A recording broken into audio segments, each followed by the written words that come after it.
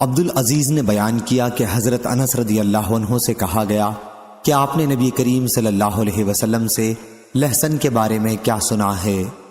آپ رضی اللہ عنہ نے جواب دیا کہ آپ صلی اللہ علیہ وسلم نے فرمایا کہ جو شخص لہسن کھائے تو وہ ہماری مسجد کے قریب نہ آئے۔ صحیح بخاری حدیث نمبر 5451۔ حضرت جابر بن عبداللہ رضی اللہ عنہ کہتے تھے کہ نبی کریم صلی اللہ علیہ وسلم نے فرمایا جس نے لہسن یا پیاز کھائی ہو تو اسے چاہیے کہ ہم سے دور رہے، یا یہ فرمایا کہ ہماری مسجد سے دور رہے۔ صحیح بخاری حدیث نمبر 5452۔ حضرت جابر بن عبداللہ رضی اللہ عنہ نے خبر دی، انہوں نے بیان کیا کہ ہم نبی کریم صلی اللہ علیہ وسلم کے ساتھ مقام مراء الزہران پر تھے، ہم پیلو توڑ رہے تھے۔ حضرت صلی اللہ علیہ وسلم نے فرمایا کہ جو خوب کالا ہو وہ توڑو، کیونکہ وہ زیادہ لذیذ ہوتا ہے۔ حضرت جابر رضی اللہ عنہ نے عرض کیا آپ نے بکریاں چرائی ہیں؟ حضرت صلی اللہ علیہ وسلم نے فرمایا کہ ہاں، اور کوئی نبی ایسا نہیں گزرا جس نے بکریاں نہ چرائی ہوں۔ صحیح بخاری حدیث نمبر 5453۔ سفیان ثوری نے بیان کیا، انہوں نے یحییٰ بن سعید سے سنا، انہوں نے بشیر بن یسار سے، ان سے سوید بن نعمان نے کہا کہ ہم رسول کریم صلی اللہ علیہ وسلم کے ساتھ خیبر روانہ ہوئے۔ جب ہم مقام صحابہ پر پہنچے تو حضرت صلی اللہ علیہ وسلم نے کھانا طلب فرمایا، کھانے میں ستو کے سوا اور کوئی چیز نہیں لائی گئی۔ پھر ہم نے کھانا کھایا اور حضور صلی اللہ علیہ وسلم کلی کر کے نماز کے لیے کھڑے ہو گئے، ہم نے بھی کلی کی۔ صحیح بخاری حدیث نمبر 5454۔ سوید رضی اللہ عنہ نے بیان کیا ہم رسول اللہ صلی اللہ علیہ وسلم کے ساتھ خیبر کی طرف نکلے۔ جب ہم مقام صحابہ پر پہنچے، یحییٰ نے کہا کہ یہ جگہ خیبر سے 1 منزل کی دوری پر ہے، تو حضرت صلی اللہ علیہ وسلم نے کھانا طلب فرمایا، لیکن ستو کے سوا اور کوئی چیز نہیں لائی گئی۔ ہم نے اسے آپ کے ساتھ کھایا، پھر آپ نے ہمیں مغرب کی نماز پڑھائی اور نیا وضو نہیں کیا۔ اور سفیان نے کہا گویا کہ تم یہ حدیث یحییٰ ہی سے سن رہے ہو۔ صحیح بخاری حدیث نمبر 5455۔ حضرت ابن عباس رضی اللہ عنہ نے بیان کیا کہ نبی کریم صلی اللہ علیہ وسلم نے فرمایا جب کوئی شخص کھانا کھائے تو ہاتھ چاٹنے یا کسی کو چٹانے سے پہلے ہاتھ نہ پہنچے۔ صحیح بخاری حدیث نمبر 5456۔ محمد بن فلیح نے بیان کیا، کہا کہ مجھ سے میرے والد نے، ان سے سعید بن حارث نے اور ان سے جابر بن عبداللہ رضی اللہ عنہ نے کہ سعید بن حارث نے جابر رضی اللہ عنہ سے ایسی چیز کے کھانے کے بعد جو آگ پر رکھی ہو وضو کے متعلق پوچھا کہ کیا ایسی چیز کھانے سے وضو ٹوٹ جاتا ہے؟ تو انہوں نے کہا کہ نہیں، نبی کریم صلی اللہ علیہ وسلم کے زمانے میں ہمیں اس طرح کا کھانا جو پکا ہوا ہوتا بہت کم میسر آتا تھا، اور اگر میسر آ بھی جاتا تھا تو سوا ہماری ہتھیلیوں، بازوؤں اور پاؤں کے کوئی رومال نہیں ہوتا تھا، اور ہم انہی سے اپنے ہاتھ صاف کر کے نماز پڑھ لیتے تھے، اور وضو اگر پہلے سے ہوتا تو نیا وضو نہیں کرتے تھے۔ صحیح بخاری حدیث نمبر 5457۔ سفیان نے بیان کیا، ان سے ثور نے، ان سے خالد بن معدان نے اور ان سے حضرت ابو امامہ رضی اللہ عنہ نے کہ نبی کریم صلی اللہ علیہ وسلم کے سامنے سے جب کھانا اٹھایا جاتا تو آپ یہ دعا پڑھتے، تمام تعریفیں اللہ کے لیے، بہت زیادہ پاکیزہ برکت والی، ہم اس کھانے کا حق پوری طرح ادا نہ کر سکے اور یہ ہمیشہ کے لیے رخصت نہیں کیا گیا ہے، اور یہ اس لیے کہا تاکہ اس سے ہم کو بے پرواہی کا خیال نہ ہو، اے ہمارے رب۔ صحیح بخاری حدیث نمبر 5458۔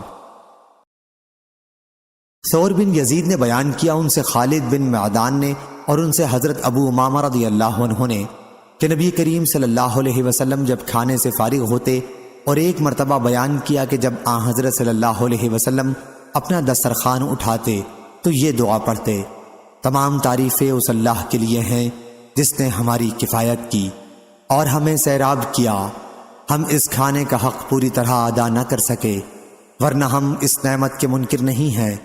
اور ایک مرتبہ فرمایا، تیرے ہی لیے تمام تعریفیں ہیں اے ہمارے رب، اس کا ہم حق ادا نہیں کر سکے، اور نہ یہ ہمیشہ کے لیے رخصت کیا گیا ہے، یہ اس لیے کہا تاکہ اس سے ہم کو بے نیازی کا خیال نہ ہو، اے ہمارے رب۔ صحیح بخاری حدیث نمبر 5459۔ شعبہ نے بیان کیا ان سے محمد نے، وہ زیاد کے صاحبزادے ہیں، کہا کہ میں نے حضرت ابو ہریرہ رضی اللہ عنہ سے سنا، ان سے نبی کریم صلی اللہ علیہ وسلم نے فرمایا، جب تم میں کسی شخص کا خادم اس کا کھانا لائے تو اگر وہ اسے اپنے ساتھ نہیں بٹھا سکتا تو کم از کم 1 یا 2 لقمہ اس کھانے میں سے اسے کھلا دے، کیونکہ اس نے پکاتے وقت اس کی گرمی اور تیاری کی مشقت برداشت کی ہے۔ صحیح بخاری حدیث نمبر 5460۔ ابو مسعود انصاری رضی اللہ عنہ نے بیان کیا کہ جماعت انصار کے ایک صحابی ابو شعیب رضی اللہ عنہ کے نام سے مشہور تھے۔ ان کے پاس ایک غلام تھا جو گوشت بیچا کرتا تھا۔ وہ صحابی رضی اللہ عنہ نبی کریم صلی اللہ علیہ وسلم کی مجلس میں حاضر ہوئے تو آن حضرت صلی اللہ علیہ وسلم اپنے صحابہ رضی اللہ عنہم کے ساتھ تشریف رکھتے تھے۔ انہوں نے آن حضرت صلی اللہ علیہ وسلم کے چہرہ مبارک سے فاقے کا اندازہ لگا لیا، چنانچہ وہ اپنے گوشت فروش غلام کے پاس گئے اور کہا کہ میرے لیے 5 آدمیوں کا کھانا تیار کر دو، میں حضور اکرم صلی اللہ علیہ وسلم کو 4 دوسرے آدمیوں کے ساتھ دعوت دوں گا۔ غلام نے کھانا تیار کر دیا۔ اس کے بعد ابو شعیب رضی اللہ عنہ آن حضرت صلی اللہ علیہ وسلم کی خدمت میں گئے اور آپ کو کھانے کی دعوت دی۔ ان کے ساتھ ایک اور صاحب بھی چلنے لگے تو آن حضرت صلی اللہ علیہ وسلم نے فرمایا، اے ابو شعیب، یہ صاحب بھی ہمارے ساتھ آ گئے ہیں، اگر تم چاہو تو انہیں بھی اجازت دے دو اور اگر چاہو تو چھوڑ دو۔ انہوں نے عرض کیا، نہیں بلکہ میں انہیں بھی اجازت دیتا ہوں۔ صحیح بخاری حدیث نمبر 5461۔ عمرو بن امیہ نے خبر دی کہ انہوں نے دیکھا کہ رسول اللہ صلی اللہ علیہ وسلم اپنے ہاتھ سے بکری کے شانے کا گوشت کاٹ کاٹ کر کھا رہے تھے۔ پھر آپ کو نماز کے لیے بلایا گیا تو آپ گوشت اور چھری جس سے آپ کاٹ رہے تھے چھوڑ کر کھڑے ہو گئے اور نماز پڑھائی اور اس نماز کے لیے نیا وضو نہیں کیا۔ صحیح بخاری حدیث نمبر 5462۔ انس بن مالک رضی اللہ عنہ نے بیان کیا کہ نبی کریم صلی اللہ علیہ وسلم نے فرمایا، جب رات کا کھانا سامنے رکھ دیا گیا ہو اور نماز بھی کھڑی ہو گئی ہو تو پہلے کھانا کھاؤ۔ اور ایوب سے روایت ہے، ان سے نافع نے، ان سے حضرت ابن عمر رضی اللہ عنہ نے، اور ان سے نبی کریم صلی اللہ علیہ وسلم نے اسی کے مطابق۔ صحیح بخاری حدیث نمبر 5463۔ اور ایوب سے روایت ہے، ان سے نافع نے کہ حضرت ابن عمر رضی اللہ عنہ نے ایک مرتبہ رات کا کھانا کھایا اور اس وقت آپ امام کی قرأت سن رہے تھے۔ صحیح بخاری حدیث نمبر 5464۔ سفیان نے بیان کیا، ان سے ہشام بن عروہ نے، ان سے ان کے والد نے، اور ان سے حضرت عائشہ رضی اللہ عنہا نے کہ نبی کریم صلی اللہ علیہ وسلم نے فرمایا، جب نماز کھڑی ہو چکے اور رات کا کھانا بھی سامنے ہو تو کھانا کھاؤ۔ وہیب اور یحییٰ بن سعید نے بیان کیا، ان سے ہشام نے کہ جب رات کا کھانا رکھا جا چکے۔ صحیح بخاری حدیث نمبر 5465۔ انس رضی اللہ عنہ نے بیان کیا کہ میں پردے کے حکم کے بارے میں زیادہ جانتا ہوں۔ ابی بن کعب رضی اللہ عنہ بھی مجھ سے اس کے بارے میں پوچھا کرتے تھے۔ زینب بنت حجش رضی اللہ عنہا سے رسول اللہ صلی اللہ علیہ وسلم کی شادی کا موقع تھا۔ حضرت صلی اللہ علیہ وسلم نے ان سے نکاح مدینہ منورہ میں کیا تھا۔ دن چڑھنے کے بعد حضور صلی اللہ علیہ وسلم نے لوگوں کی کھانے کی دعوت کی تھی۔ آپ بیٹھے ہوئے تھے اور آپ کے ساتھ بعض اور صحابہ بھی بیٹھے ہوئے تھے۔ اس وقت تک دوسرے لوگ کھانے سے فارغ ہو کر جا چکے تھے۔ آخر آپ بھی کھڑے ہو گئے اور چلتے رہے، میں بھی آپ کے ساتھ چلتا رہا۔ آپ عائشہ رضی اللہ عنہا کے حجرے پر پہنچے، پھر آپ نے خیال کیا کہ وہ لوگ بھی جو کھانے کے بعد گھر میں بیٹھے رہ گئے تھے جا چکے ہوں گے، اس لیے آپ واپس تشریف لائے۔ میں بھی آپ کے ساتھ واپس آیا، لیکن وہ لوگ اب بھی اسی جگہ بیٹھے ہوئے تھے۔ آپ پھر واپس آ گئے، میں بھی آپ کے ساتھ دوبارہ واپس آیا۔ آپ عائشہ رضی اللہ عنہا کے حجرے پر پہنچے، پھر آپ وہاں سے واپس ہوئے، میں بھی آپ کے ساتھ تھا۔ اب وہ لوگ جا چکے تھے۔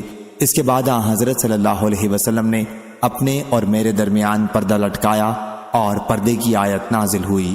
صحیح بخاری حدیث نمبر 5466۔ ابو موسیٰ رضی اللہ عنہ نے بیان کیا کہ میرے یہاں ایک لڑکا پیدا ہوا تو میں اسے لے کر نبی کریم صلی اللہ علیہ وسلم کی خدمت میں حاضر ہوا۔ حضرت صلی اللہ علیہ وسلم نے اس کا نام ابراہیم رکھا۔ اور کھجور کو اپنے دندان مبارک سے نرم کر کے اسے چٹایا اور اس کے لیے برکت کی دعا کی، پھر مجھے دے دیا۔ یہ ابو موسیٰ رضی اللہ عنہ کے سب سے بڑے لڑکے تھے۔ صحیح بخاری حدیث نمبر 5467۔ حضرت عائشہ رضی اللہ عنہا نے بیان کیا کہ نبی کریم صلی اللہ علیہ وسلم کی خدمت میں ایک نومولود بچہ لایا گیا تاکہ آپ اس کی تحنیک کر دیں۔ اس بچے نے آپ کے اوپر پیشاب کر دیا، آپ نے اس پر پانی بہا دیا۔ صحیح بخاری حدیث نمبر 5468۔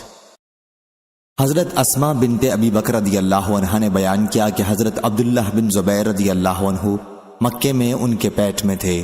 انہوں نے کہا کہ پھر میں جب ہجرت کے لیے نکلی تو وقت ولادت قریب تھا۔ مدینہ منورہ پہنچ کر میں نے پہلی منزل قباء میں کی اور یہیں عبداللہ بن زبیر رضی اللہ عنہ پیدا ہو گئے۔ میں نبی کریم صلی اللہ علیہ وسلم کی خدمت میں بچے کو لے کر حاضر ہوئی اور اسے آپ کی گود میں رکھ دیا۔ حضرت صلی اللہ علیہ وسلم نے کھجور طلب فرمائی اور اسے چبایا اور بچے کے منہ میں اپنا تھوک ڈال دیا۔ چنانچہ پہلی چیز جو اس بچے کے پیٹ میں گئی وہ حضور اکرم صلی اللہ علیہ وسلم کا تھوک مبارک تھا۔ پھر آپ نے کھجور سے تحنیک کی اور اس کے لیے برکت کی دعا فرمائی۔ یہ سب سے پہلا بچہ تھا جو اسلام میں ہجرت کے بعد مدینہ منورہ میں پیدا ہوا۔ صحابہ کرام رضی اللہ عنہم اس سے بہت خوش ہوئے کیونکہ یہ افواہ پھیلائی جا رہی تھی کہ یہودیوں نے مسلمانوں پر جادو کر دیا ہے، اس لیے تمہارے یہاں اب کوئی بچہ پیدا نہیں ہوگا۔ صحیح بخاری حدیث نمبر 5469۔ انس بن مالک رضی اللہ عنہ نے بیان کیا کہ ابو طلحہ رضی اللہ عنہ کا ایک لڑکا بیمار تھا۔ ابو طلحہ رضی اللہ عنہ کہیں باہر گئے ہوئے تھے کہ بچے کا انتقال ہو گیا۔ جب وہ تھکے ماندے واپس آئے تو پوچھا کہ بچہ کیسا ہے۔ ان کی بیوی ام سلیم رضی اللہ عنہا نے کہا کہ وہ پہلے سے زیادہ سکون کے ساتھ ہے۔ پھر بیوی نے ان کے سامنے رات کا کھانا رکھا اور ابو طلحہ رضی اللہ عنہ نے کھانا کھایا۔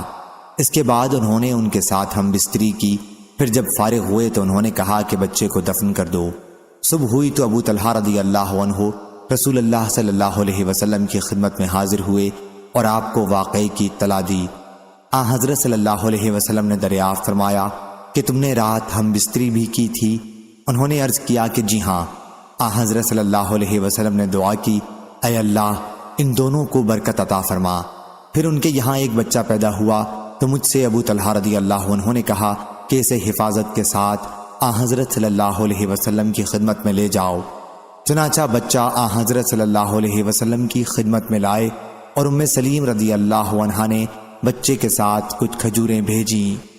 حضرت صلی اللہ علیہ وسلم نے بچے کو لیا اور دریافت فرمایا کہ اس کے ساتھ کوئی چیز بھی ہے؟ لوگوں نے کہا کہ جی ہاں کھجوریں ہیں۔ آپ نے اسے لے کر چبایا اور پھر اسے اپنے منہ سے نکال کر بچے کے منہ میں رکھ دیا اور اس سے بچے کی تحنیک کی اور اس کا نام عبداللہ رکھا۔ صحیح بخاری حدیث نمبر 5470۔ حماد بن زید نے بیان کیا، ان سے ایوب سختیانی نے، ان سے محمد بن سیرین نے، ان سے سلمان بن عامر رضی اللہ عنہ صحابی نے بیان کیا کہ بچے کا عقیقہ کرنا چاہیے۔ اور حجاج بن منحال نے کہا، ان سے حماد بن سلمہ نے بیان کیا، کہا ہم کو ایوب سختیانی، قتادہ، ہشام بن حسان اور حبیب بن شہید ان چاروں نے خبر دی، انہیں محمد بن سیرین نے اور انہیں حضرت سلمان بن عامر رضی اللہ عنہ نے نبی کریم صلی اللہ علیہ وسلم سے، اور کئی لوگوں نے بیان کیا، ان سے عاصم بن سلیمان اور ہشام بن حسان نے، ان سے حفصہ بنت سیرین نے، ان سے رباب بنت سلیہ نے، ان سے سلمان بن عامر نے، اور انہوں نے مرفوعاً نبی کریم صلی اللہ علیہ وسلم سے روایت کیا ہے۔ اور اس کی روایت یزید بن ابراہیم تستری نے کی، ان سے محمد بن سیرین نے، اور ان سے حضرت سلمان بن عامر رضی اللہ عنہ نے اپنا قول مرفوعاً غیر مرفوع ذکر کیا۔ صحیح بخاری حدیث نمبر 5471۔ حضرت سلمان بن عامر ضبی رضی اللہ عنہ نے بیان کیا کہ میں نے رسول کریم صلی اللہ علیہ وسلم سے سنا، آپ نے فرمایا کہ لڑکے کے ساتھ اس کا عقیقہ لگا ہوا ہے، اس لیے اس کی طرف سے جانور ذبح کرو اور اس سے بال دور کرو، سر منڈا دو یا ختنہ کرو۔ صحیح بخاری حدیث نمبر 5472۔ ظاہری نے خبر دی، انہیں ابن مسیب نے اور انہیں حضرت ابو ہریرہ رضی اللہ عنہ نے کہ نبی کریم صلی اللہ علیہ وسلم نے فرمایا، اسلام میں فرع اور عطیرہ نہیں ہے۔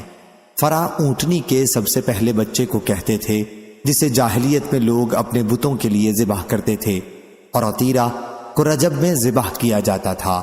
صحیح بخاری حدیث نمبر 5473۔ سعید بن مسیب نے بیان کیا اور ان سے حضرت ابو ہریرہ رضی اللہ عنہ نے کہ نبی کریم صلی اللہ علیہ وسلم نے فرمایا فرا اور عطیرہ اسلام میں نہیں ہے۔ بیان کیا کہ فرا سب سے پہلے بچے کو کہتے تھے جو ان کے یہاں اونٹنی سے پیدا ہوتا تھا، اسے وہ اپنے بتوں کے نام پر ذبح کرتے تھے، اور عطیرہ وہ قربانی جسے وہ رجب میں کرتے تھے اور اس کی کھال درخت پر ڈال دیتے۔ صحیح بخاری حدیث نمبر 5474۔ عدی بن حاتم رضی اللہ عنہ نے بیان کیا کہ میں نے نبی کریم صلی اللہ علیہ وسلم سے بے پر کے تیر یا لکڑی یا گز سے شکار کے بارے میں پوچھا تو آپ نے فرمایا کہ اگر اس کی نوک شکار کو لگ جائے تو کھا لو، لیکن اگر اس کی عرض کی طرف سے شکار کو لگے تو وہ نہ کھاؤ، کیونکہ وہ موقوذہ ہے۔ اور میں نے آپ صلی اللہ علیہ وسلم سے کتے کے شکار کے بارے میں سوال کیا تو آپ نے فرمایا کہ جسے وہ تمہارے لیے رکھے یعنی وہ خود نہ کھائے اسے کھا لو، کیونکہ کتے کا شکار کو پکڑ لینا یہ بھی ذبح کرنا ہے۔ اور اگر تم اپنے کتے یا کتوں کے ساتھ کوئی دوسرا کتا بھی پاؤ اور تمہیں اندیشہ ہو کہ تمہارے کتے نے شکار اس دوسرے کے ساتھ پکڑا ہوگا اور کتا شکار کو مار چکا ہو تو ایسا شکار نہ کھاؤ، کیونکہ تم نے اللہ کا نام بسم اللہ پڑھ کر اپنے کتے پر لیا تھا، دوسرے کتے پر نہیں لیا تھا۔ صحیح بخاری حدیث نمبر 5475۔ شعبہ نے بیان کیا ان سے عبداللہ بن ابی سفر نے ان سے شعبی نے کہا کہ میں نے حضرت عدی بن حاتم رضی اللہ عنہ سے سنا، انہوں نے بیان کیا کہ میں نے رسول اللہ صلی اللہ علیہ وسلم سے بے پر کے تیر یا لکڑی گز سے شکار کے بارے میں پوچھا تو آپ نے فرمایا کہ جب تم اس کی نوک سے شکار کو مار لو تو اسے کھاؤ، لیکن اگر اس کی عرض کی طرف سے شکار کو لگے اور اس سے وہ مر جائے تو وہ موقوذہ مردار ہے، اسے نہ کھاؤ۔ میں نے سوال کیا کہ میں اپنا کتا بھی شکار کے لیے دوڑاتا ہوں، آپ نے فرمایا کہ جب تم اپنے کتے پر بسم اللہ پڑھ کر شکار کے پیچھے دوڑاؤ تو وہ شکار کھا سکتے ہو۔ میں نے پوچھا اور اگر وہ کتا شکار میں سے کھا لے؟ آپ نے فرمایا کہ پھر نہ کھاؤ، کیونکہ وہ شکار اس نے تمہارے لیے نہیں پکڑا تھا، صرف اپنے لیے پکڑا تھا۔ میں نے پوچھا میں بعض وقت اپنا کتا چھوڑتا ہوں اور بعد میں اس کے ساتھ دوسرا کتا بھی پاتا ہوں، آپ نے فرمایا کہ پھر اس کا شکار نہ کھاؤ، کیونکہ تم نے بسم اللہ صرف اپنے کتے پر پڑھی ہے، دوسرے پر نہیں پڑھی ہے۔ صحیح بخاری حدیث نمبر 5476۔ عدی بن حاتم رضی اللہ عنہ نے بیان کیا کہ میں نے عرض کیا یا رسول اللہ صلی اللہ علیہ وسلم ہم سکھائے ہوئے کتے شکار پر چھوڑتے ہیں، آپ نے فرمایا کہ جو شکار وہ صرف تمہارے لیے رکھے اسے کھاؤ۔ میں نے عرض کیا اگرچہ کتے شکار کو مار ڈالیں؟ حضرت صلی اللہ علیہ وسلم نے فرمایا ہاں اگرچہ مار ڈالیں۔ میں نے عرض کیا کہ ہم بے پر کے تیر یا لکڑی سے شکار کرتے ہیں، آپ نے فرمایا کہ اگر ان کی دھار اس کو زخمی کر کے پھاڑ ڈالے تو کھاؤ، لیکن اگر ان کے عرض سے شکار مارا جائے تو اسے نہ کھاؤ، وہ مردار ہے۔ صحیح بخاری حدیث نمبر 5477۔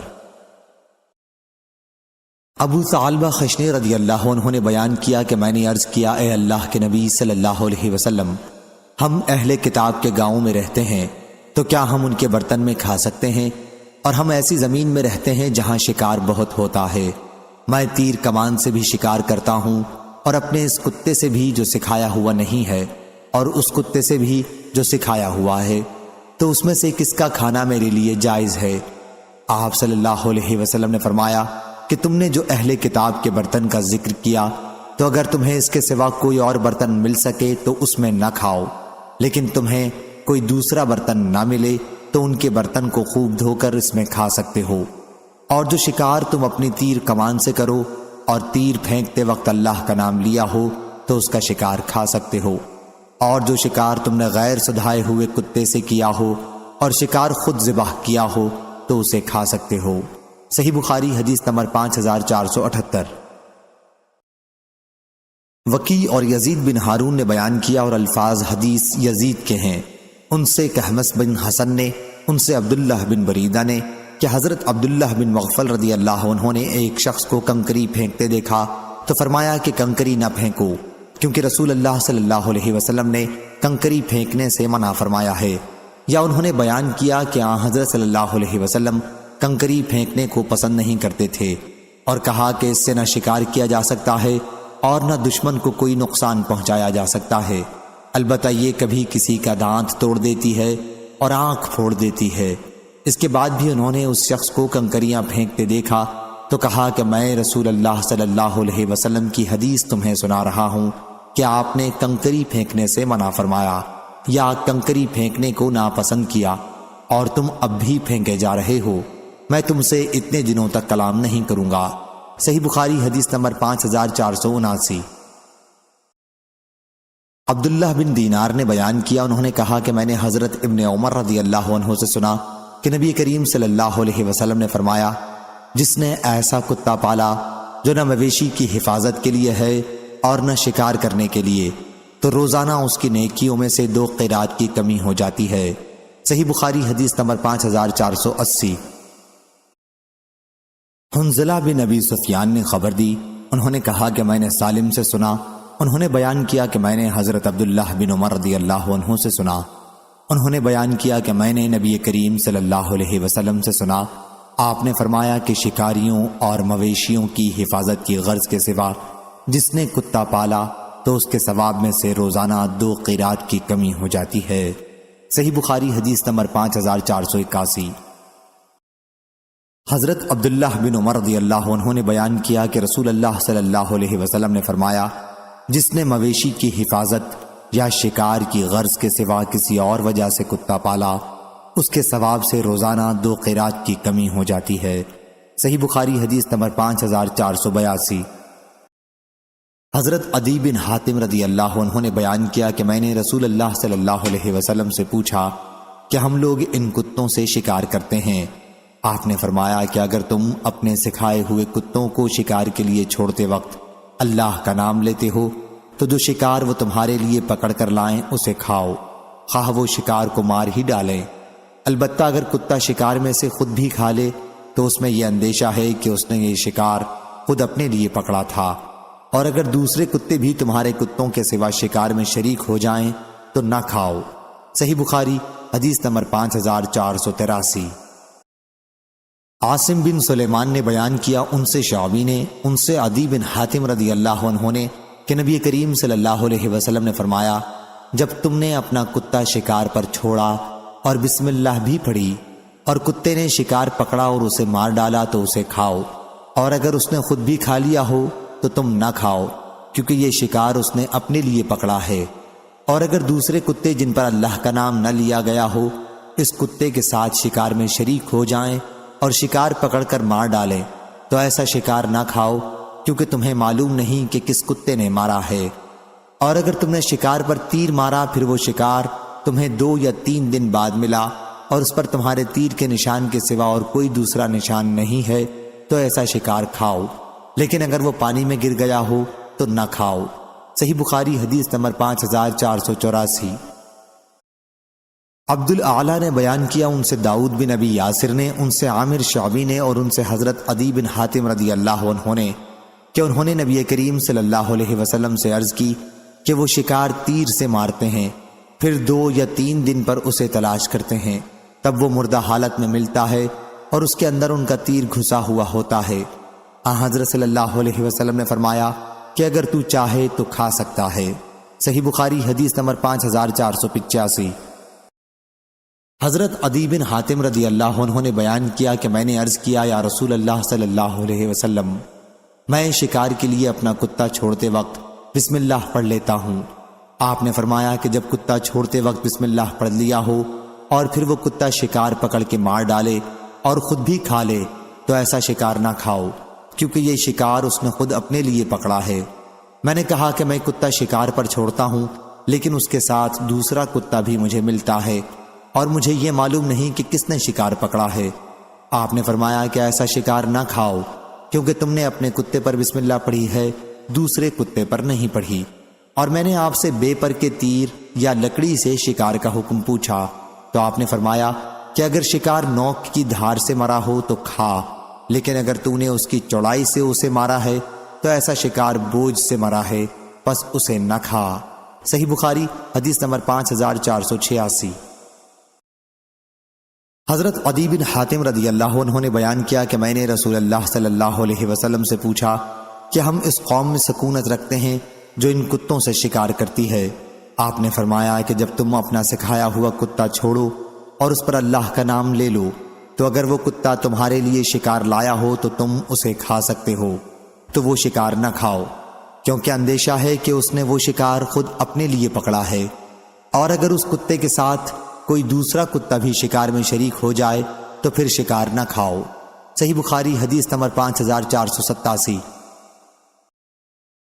ابو ادریس عائز اللہ نے خبر دی، کہا کہ میں نے حضرت ابو ثعلبہ خشنی رضی اللہ عنہ سے سنا، انہوں نے بیان کیا کہ میں رسول اللہ صلی اللہ علیہ وسلم کی خدمت میں حاضر ہوا اور عرض کیا، یا رسول اللہ صلی اللہ علیہ وسلم، ہم اہل کتاب کے ملک میں رہتے ہیں اور ان کے برتن میں کھاتے ہیں، اور ہم شکار کی زمین میں رہتے ہیں جہاں میں اپنے تیر سے شکار کرتا ہوں اور اپنے سدھائے ہوئے کتے سے شکار کرتا ہوں، اور ایسے کتوں سے بھی جو سدھائے ہوئے نہیں ہوتے، تو اس میں سے کیا چیز ہمارے لیے جائز ہے؟ آپ نے فرمایا، تم نے جو یہ کہا ہے کہ تم اہل کتاب کے ملک میں رہتے ہو اور ان کے برتن میں بھی کھاتے ہو، تو اگر تمہیں ان کے برتنوں کے سوا دوسرے برتن مل جائیں تو ان کے برتنوں میں نہ کھاؤ، لیکن ان کے برتنوں کے سوا دوسرے برتن نہ ملے تو انہیں دھو کر پھر ان میں کھاؤ۔ اور تم نے شکار کی سرزمین کا ذکر کیا ہے، تو جو شکار تم اپنے تیر سے مارو اور تیر چلاتے وقت اللہ کا نام لیا ہو تو اسے کھاؤ، اور جو شکار تم نے اپنے سدھائے ہوئے کتے سے کیا ہو اور اس پر اللہ کا نام لیا ہو تو اسے کھا، اور جو شکار تم نے اپنے بلا سدھائے کتے سے کیا ہو اور اسے ذبح بھی خود ہی کیا ہو تو اسے بھی کھاؤ۔ صحیح بخاری حدیث نمبر 5488۔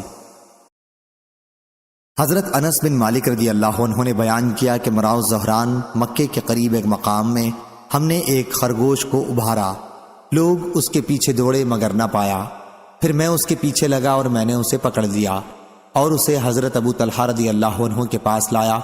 انہوں نے نبی کریم صلی اللہ علیہ وسلم کی خدمت میں اس کا کولہا اور دونوں رانیں بھیجیں تو آپ نے انہیں قبول فرمایا۔ صحیح بخاری حدیث نمبر 5489۔ امام مالک نے بیان کیا، ان سے عمر بن عبید اللہ کے غلام ابو نصر نے، ان سے ابو قتادہ رضی اللہ عنہ کے غلام نافع نے، اور ان سے حضرت ابو قتادہ رضی اللہ عنہ نے کہ وہ رسول اللہ صلی اللہ علیہ وسلم کے ساتھ تھے۔ پھر وہ مکے کے راستے میں ایک جگہ پر اپنے بعض ساتھیوں کے ساتھ جو احرام باندھے ہوئے تھے پیچھے رہ گئے۔ خود ابو قتادہ رضی اللہ عنہ احرام سے نہیں تھے۔ اسی عرصے میں انہوں نے ایک گورخر دیکھا اور اسے شکار کرنے کے ارادے سے اپنے گھوڑے پر بیٹھ گئے۔ اس کے بعد اپنے ساتھیوں سے جو محرم تھے کوڑا مانگا، لیکن انہوں نے دینے سے انکار کیا۔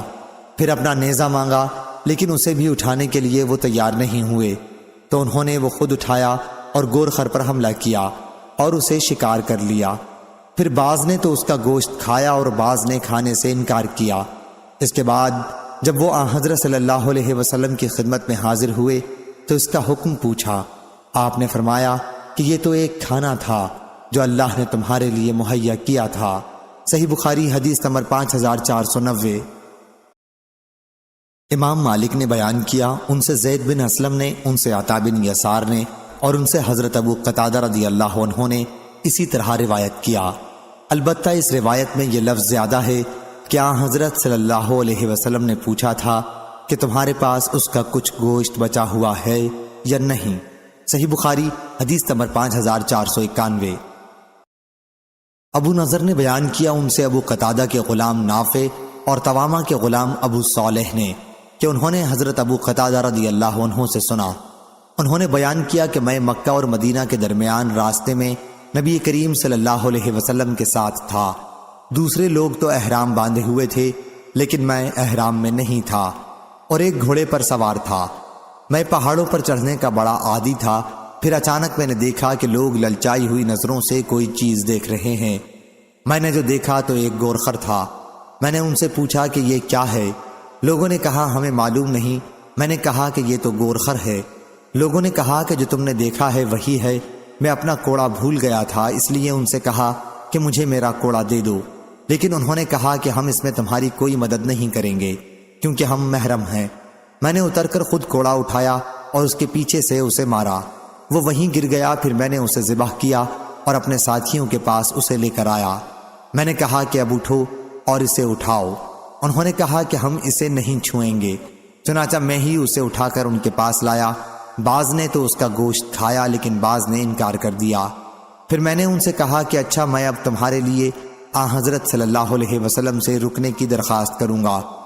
میں حضرت صلی اللہ علیہ وسلم کے پاس پہنچا اور آپ سے واقعہ بیان کیا۔ آپ نے فرمایا کہ تمہارے پاس اس میں سے کچھ باقی بھی بچا ہے؟ میں نے عرض کیا جی ہاں۔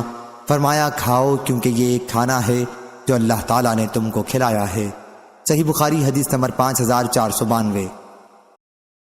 عمروں نے خبر دی اور انہوں نے جابر رضی اللہ عنہ سے سنا۔ انہوں نے بیان کیا کہ ہم غزوہ خبت میں شریک تھے۔ ہمارے امیر الجیش حضرت ابو عبیدہ رضی اللہ عنہ تھے۔ ہم سب بھوک سے بیتاب تھے کہ سمندر نے ایک مردہ مچھلی باہر پھینکی۔ ایسی مچھلی دیکھی نہیں گئی تھی، اسے عنبر کہتے تھے۔ ہم نے وہ مچھلی 15 دن تک کھائی۔ پھر ابو عبیدہ رضی اللہ عنہ نے اس کی ایک ہڈی لے کر کھڑی کر دی تو وہ اتنی اونچی تھی کہ ایک سوار اس کے نیچے سے گزر گیا۔ صحیح بخاری حدیث نمبر 5493۔ ابو یغفور نے بیان کیا کہ میں نے حضرت عبداللہ بن ابی اوفا رضی اللہ عنہ سے سنا کہ ہم نبی کریم صلی اللہ علیہ وسلم کے ساتھ 7 یا 6 غزووں میں شریک ہوئے۔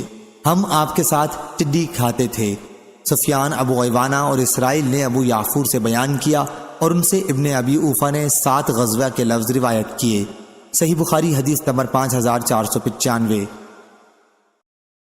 ابو ثعلبہ خشنی رضی اللہ عنہ نے بیان کیا کہ میں نبی کریم صلی اللہ علیہ وسلم کی خدمت میں حاضر ہوا اور کہا یا رسول اللہ صلی اللہ علیہ وسلم، ہم اہل کتاب کے ملک میں رہتے ہیں اور ان کے برتنوں میں کھاتے ہیں، اور ہم شکار کی زمین میں رہتے ہیں اور میں اپنے تیر کمان سے بھی شکار کرتا ہوں، اور سدھائے ہوئے کتے سے اور بے سدھائے کتے سے بھی۔ آپ صلی اللہ علیہ وسلم نے فرمایا، تم نے جو یہ کہا ہے کہ تم اہل کتاب کے ملک میں رہتے ہو تو ان کے برتنوں میں نہ کھایا کرو، البتہ اگر ضرورت ہو اور کھانا ہی پڑ جائے تو انہیں خوب دھو لیا کرو۔ اور جو تم نے یہ کہا ہے کہ تم شکار کی زمین میں رہتے ہو تو جو شکار تم اپنے تیر کمان سے کرو اور اس پر اللہ کا نام لیا ہو تو اسے کھاؤ، اور جو شکار تم نے اپنے سدھائے ہوئے کتے سے کیا ہو اور اس پر اللہ کا نام لیا ہو وہ بھی کھاؤ، اور جو شکار تم نے اپنے بلا سدھائے ہوئے کتے سے کیا ہو اور اسے خود ذبح کیا ہو اسے کھاؤ۔ اس آخری جملے سے معلوم ہوا کہ مردار کا کھانا جائز نہیں ہے۔ صحیح بخاری حدیث نمبر 5496۔ سلمہ بن عقور رضی اللہ عنہ نے بیان کیا کہ فتح خیبر کی شام کو لوگوں نے آگ روشن کی تو حضرت صلی اللہ علیہ وسلم نے دریافت فرمایا کہ یہ آگ تم لوگوں نے کس لیے روشن کی ہے؟ لوگوں نے بتایا کہ گدھے کا گوشت ہے۔ آپ صلی اللہ علیہ وسلم نے فرمایا کہ ہانڈیوں میں جو کچھ گدھے کا گوشت ہے اسے پھینک دو اور ہانڈیوں کو توڑ ڈالو۔ ایک شخص نے کھڑے ہو کر کہا، ہانڈی میں جو کچھ گوشت وغیرہ ہے اسے ہم پھینک دیں اور برتن دھو لیں؟ آپ نے فرمایا کہ یہ بھی کر سکتے ہو۔ صحیح بخاری حدیث نمبر 5497۔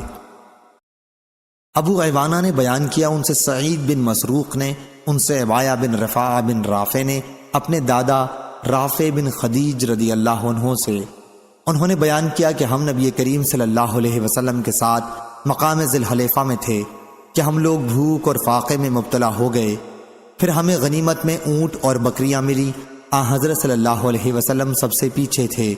لوگوں نے جلدی کی بھوک کی شدت کی وجہ سے، اور حضرت صلی اللہ علیہ وسلم کی تشریف لانے سے پہلے ہی غنیمت کے جانوروں کو ذبح کر لیا اور ہانڈیاں پکنے کے لیے چڑھا دیں۔ پھر جب حضرت صلی اللہ علیہ وسلم وہاں پہنچے تو آپ نے حکم دیا اور ہانڈیاں الٹ دی گئیں۔ پھر حضرت صلی اللہ علیہ وسلم نے غنیمت کی تقسیم کی اور 10 بکریوں کو 1 اونٹ کے برابر قرار دیا۔ ان میں سے 1 اونٹ بھاگ گیا۔ قوم کے پاس گھوڑوں کی کمی تھی، لوگ اس اونٹ کے پیچھے دوڑے لیکن اس نے سب کو تھکا دیا۔ آخر ایک شخص نے اس پر تیر کا نشانہ کیا تو اللہ تعالیٰ نے اسے روک دیا۔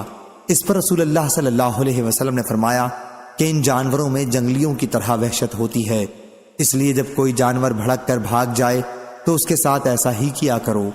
عبایہ نے بیان کیا کہ میرے دادا رافع بن خدیج رضی اللہ عنہ نے حضرت صلی اللہ علیہ وسلم سے عرض کیا کہ ہمیں اندیشہ ہے کہ کل ہمارا دشمن سے مقابلہ ہوگا، اور ہمارے پاس چھریاں نہیں ہیں، کیا ہم دھاردار لکڑی سے ذبح کر لیں؟ آپ نے فرمایا کہ جو چیز بھی خون بہا دے اور ذبح کرتے وقت جانور پر اللہ کا نام لیا ہو تو اسے کھاؤ، البتہ ذبح کرنے والا آلہ دانت اور ناخن نہ ہونا چاہیے۔ دانت اس لیے نہیں کہ یہ ہڈی ہے اور ہڈی سے ذبح کرنا جائز نہیں ہے، اور ناخن اس لیے نہیں کہ حبشی لوگ ان کو چھری کی جگہ استعمال کرتے ہیں۔ صحیح بخاری حدیث نمبر 5498۔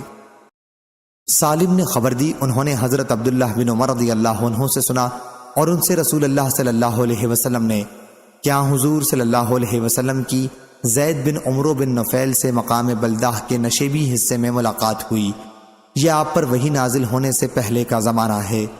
آپ نے وہ دسترخوان جس میں گوشت تھا جسے ان لوگوں نے آپ کی ضیافت کے لیے پیش کیا تھا مگر ان پر ذبح کے وقت بتوں کا نام لیا گیا تھا، آپ نے اسے زید بن عمرو کے سامنے واپس فرما دیا اور آپ نے فرمایا کہ تم جو جانور اپنے بتوں کے نام پر ذبح کرتے ہو میں انہیں نہیں کھاتا، میں صرف اسی جانور کا گوشت کھاتا ہوں جس پر ذبح کرتے وقت اللہ کا نام لیا گیا ہو۔ صحیح بخاری حدیث نمبر 5499۔ جندب بن سفیان بجلی رضی اللہ عنہ نے بیان کیا کہ ہم نے رسول اللہ صلی اللہ علیہ وسلم کے ساتھ ایک مرتبہ قربانی کی۔ کچھ لوگوں نے عید کی نماز سے پہلے ہی قربانی کر لی تھی۔ جب حضرت صلی اللہ علیہ وسلم نماز پڑھ کر واپس تشریف لائے تو آپ نے دیکھا کہ لوگوں نے اپنی قربانیاں نماز سے پہلے ہی ذبح کر لی ہیں۔ پھر آپ صلی اللہ علیہ وسلم نے فرمایا کہ جس شخص نے نماز سے پہلے قربانی ذبح کر لی ہو اسے چاہیے کہ اس کی جگہ دوسری ذبح کرے، اور جس نے نماز پڑھنے سے پہلے نہ ذبح کی ہو اسے چاہیے کہ اللہ کے نام پر ذبح کرے۔ صحیح بخاری حدیث نمبر 5500۔